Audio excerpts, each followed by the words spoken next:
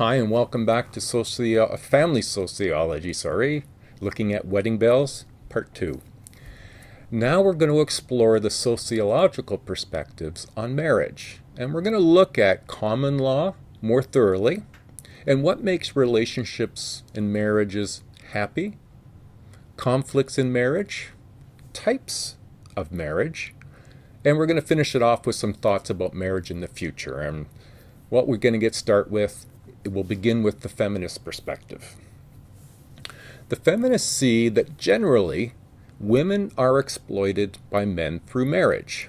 Now, this is particularly the issue in the Victorian era, where women trade childbearing and household family care for financial support and status that was provided by the man. Now, things are different from then.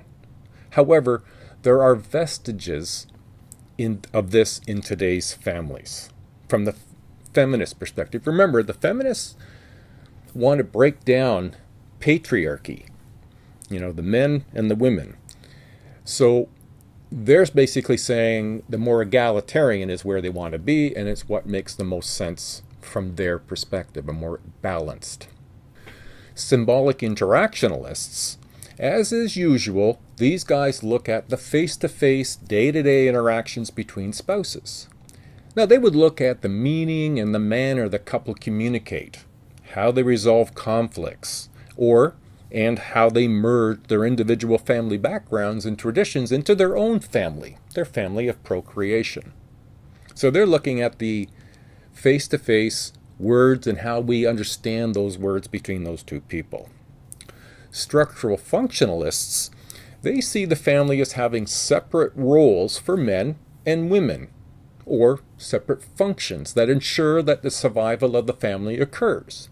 Now, until the 1970s, most of their assumptions were based on the standard North American family, mom and dad and kids.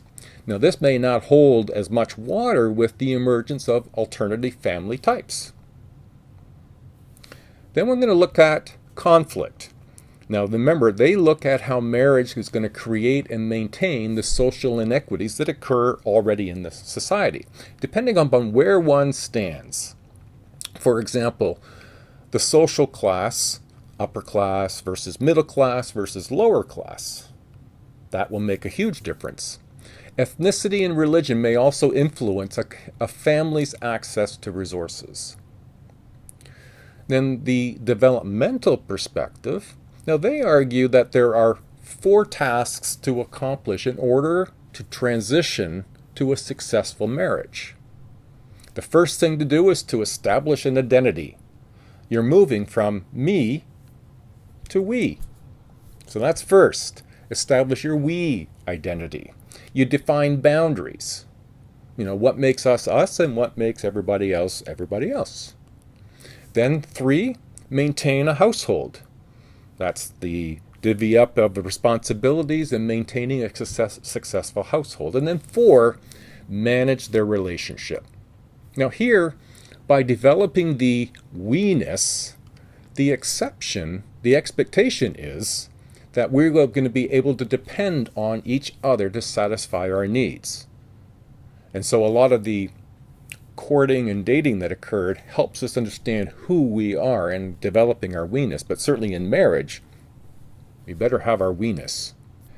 The ecological model suggests that the couple and their individual microsystems need to reorganize to best fit with the new relationship.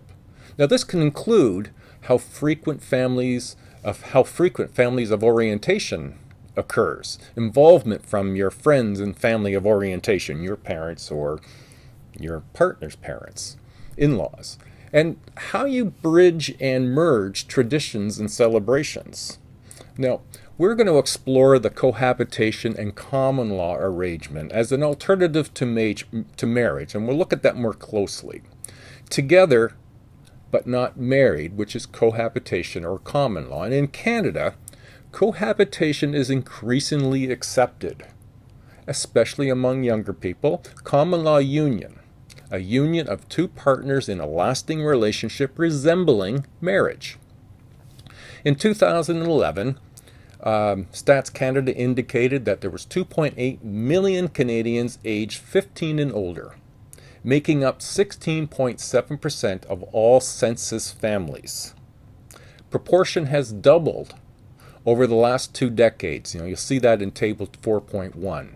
For cohorts born before 1960, the proportion of cohabiting couples is also increasing. This all suggests that many people are choosing to cohabitate instead of remarrying after divorce or widowhood. So living together by the law, what's the law about cohabitation? Well, Canadians generally view cohabitation as a prelude to marriage rather than a substitute for it. The notable exception is Quebec, where many believe that common law is a distinct alternative to marriage. You'll see that in table 4.2. Now, federally, those living together for 1 year can receive couple benefits. However, each province sets its own conditions for common law status. In Ontario, that's 3 years living together, or if the couple has a child by birth or adoption, then it's 1 year. Common law union can be the same or opposite sex. You don't have to. It's not just common law is good for heterosexual. It's for both. So it doesn't make a difference in your legal purposes. The legal law is the same. Often cohabitating couples do not have the same property rights as married couples. Whoever owns it, whether it's a car, house, or business, keeps it if the relationship ends. Showing that a partner contributed to the car or house or the business, that can alter the expectations. In comparing cohabitation with marriage, in some ways, cohabitation and marriage are alike. Both involve romantic relationships, pooling of income and expenses, child rearing if children are involved, and the benefits of emotional support. Marriage tends to be more permanent.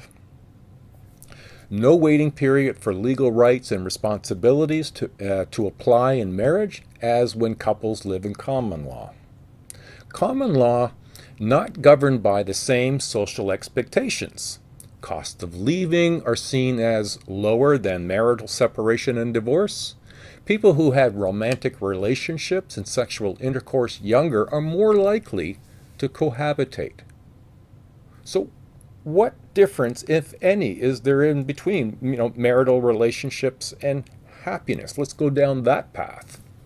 Studies show that the level of happiness are highest in early marriage, rising at the birth of the first child, then dropping off with teenagers in the family, increasing when children leave the home and couples live without them. However, happiness never reached high levels as it was early on in the marriage.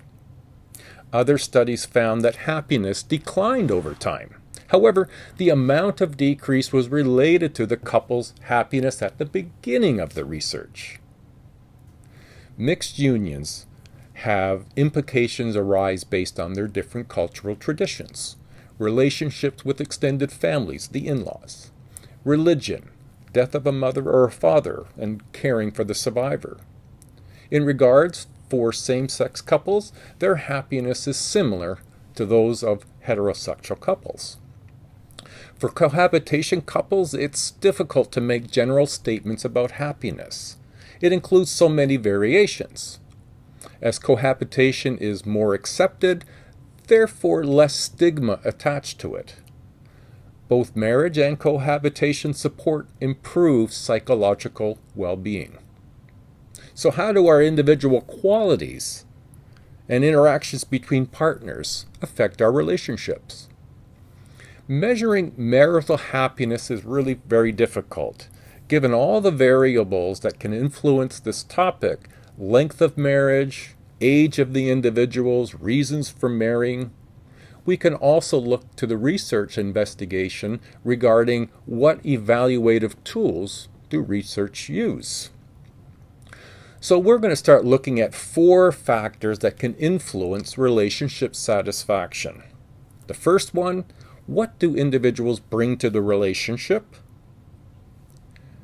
2, how the couple interact with one another. 3, how do they deal with conflict? And 4, how do extended family and others affect the couple? Let's break these down a little bit. We'll start with the first, individual qualities.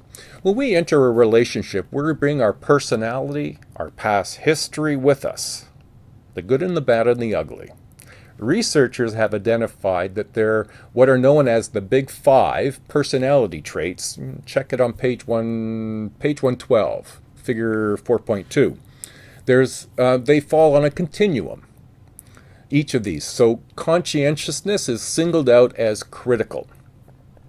Partners who are emotionally healthy have higher levels of empathy and interpersonal skills and are more accurately interpreting messages of their partner and sending.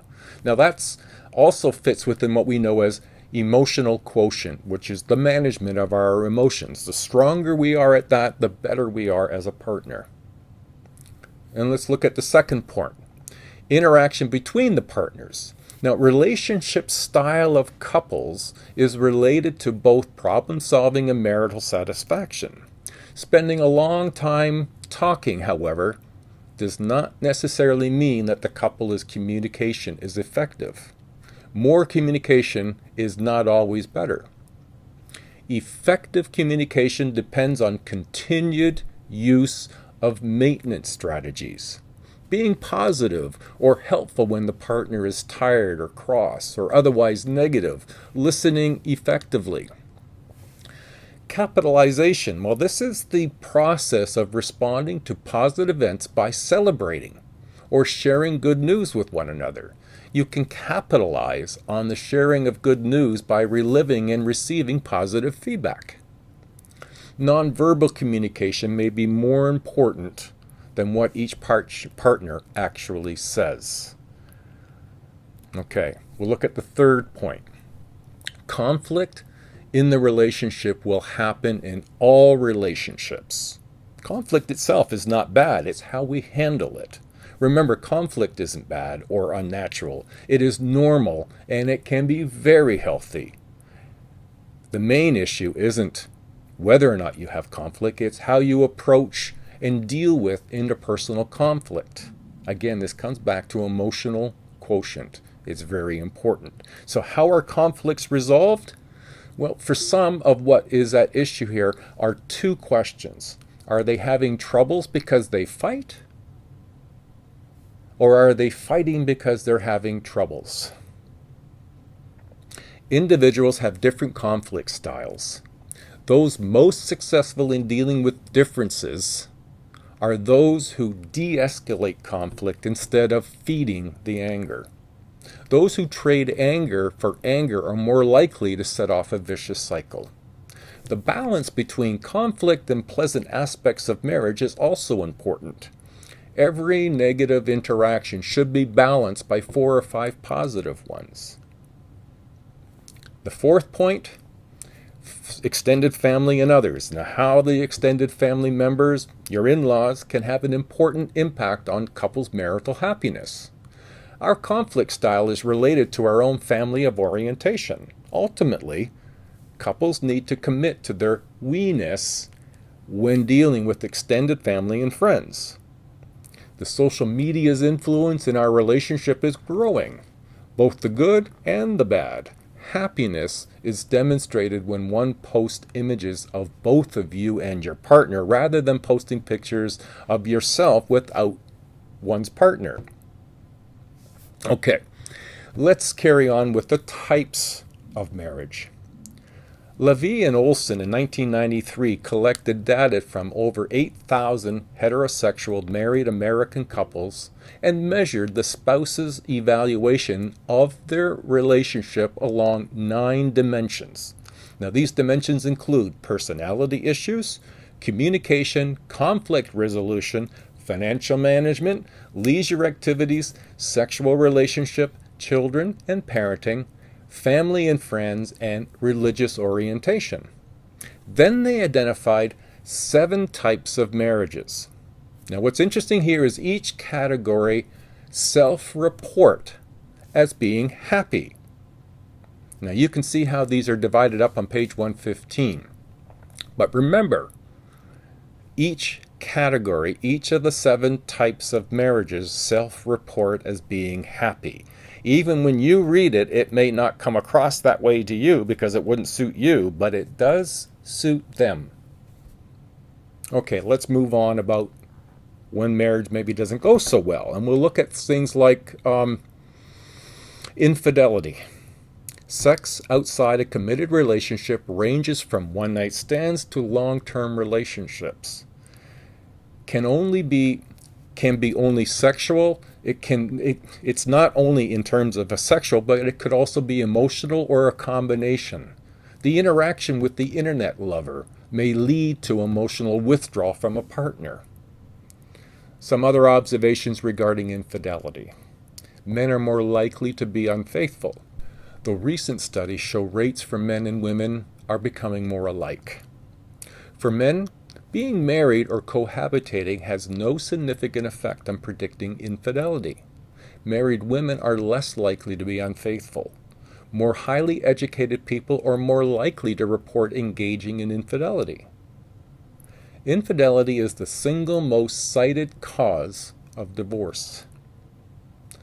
Cohabitators are more likely than the married couple to part, to go their own ways, if you will. And it can result in rage, loss of trust, fear, lower self-esteem. Men are more likely to be angry and jealous over sexual aspects. Women are more likelier to be jealous over emotional aspects. Married happiness throughout life. There really is not one single way to make for a happy marriage. Studies done on couples have been in long-term relationships 50 years, generally found whether they started happy or not, they remain pretty much the same throughout the relationship. Now there's 2 factors that are important here, openness and honesty. Help couples to find ways to talk about conflict and keeping negativity to a minimum. If and when troubles do emerge, commitment is the first most important factor. Commitment to work together at solving problems as they rise. When commitment is not enough, sometimes forgiveness becomes an important repairing of a marriage, especially when it's been of a serious betrayal, such as fidelity. Not everyone feels they can do that. Scholars have also identified sanctification as a factor in some long-lasting marriages. The marriage is seen as having a higher purpose. So lastly, what about the future of marriage? Does marriage have a future? Well, statistically, marriage is on the decline. It's likely to result in the delayed marriage. It's likely the result of people delaying getting married, partly because of tighter economic times, partly because of an increase in cohabitation before marriage, education, difficulty in getting a job. Another view is that marriage is changing to meet the needs of the changing society, moving from a patriarchal husband-led system to something more egalitarian. Same-sex marriages is unlikely to undermine marriage as a whole. Cohabitation, because of many couples involved, has had and probably will have a significant impact on marriage.